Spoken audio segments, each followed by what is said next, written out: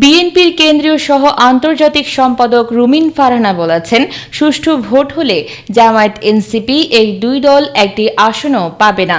জামায়াত নিয়ে আরও বলেন, জামায়াত তো উপরে উপরে, ভিতরে কেউ জামায়াত চায় না। আরও বলেন, অন্তর্বর্তীকালীন সরকারের অনেক উপদেষ্টাও চান নির্বাচন প্রলম্বিত হোক। সম্প্রতি একটি বেসরকারি টেলিভিশনের টক শোতে তিনি বলেন, সরকারের 22 জন উপদেষ্টা রয়েছেন, তারা যে প্রোটোকল, সুযোগ সুবিধা ও লাইফস্টাইল ভোগ করছেন তা সহজে ছাড়তে চাইবেন না। ফলে অনেকেই চাইবেন এই সরকার দীর্ঘায়িত হোক। শুধু একজন দুজন নয়, উপদেষ্টা পরিষদের অনেকেই এমনটা চাইতে পারেন। এতে আমি অবাক হব না। তিনি আরও বলেন, অনেক রাজনৈতিক দল জানে সুষ্ঠু ভোট হলে তারা একটি দুটি আসনও পাবে না, তারপরও তারা বড় বড় বুলি আওড়ায়। এমনকি তাদের কোনো নেতা যদি 300 আসনকে 400 করে বলেন, তাও তা মিডিয়ায় খবর হয়।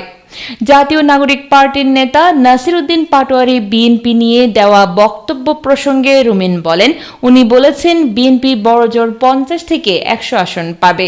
উনারা সব কথা জোর দিয়ে বলেন। এসব শুনে মানুষ হাসে, মজা করে। এনসিপির এই অভিযোগ যে অন্তর্বর্তীকালীন সরকার বিএনপির দিকে ঝুঁকে গেছে, তা নিয়ে রুমিন বলেন, এই ধরনের অভিযোগ না করলে তো তাদের রাজনীতি চলবে না। যে দলের জনসভায় মঞ্চে 20 জন আর দর্শক 20টি ক্যামেরা, তাদের নিয়ে এখন আলোচনা হচ্ছে। এই এয়ার টাইমটাই তো তাদের বড় প্রাপ্তি।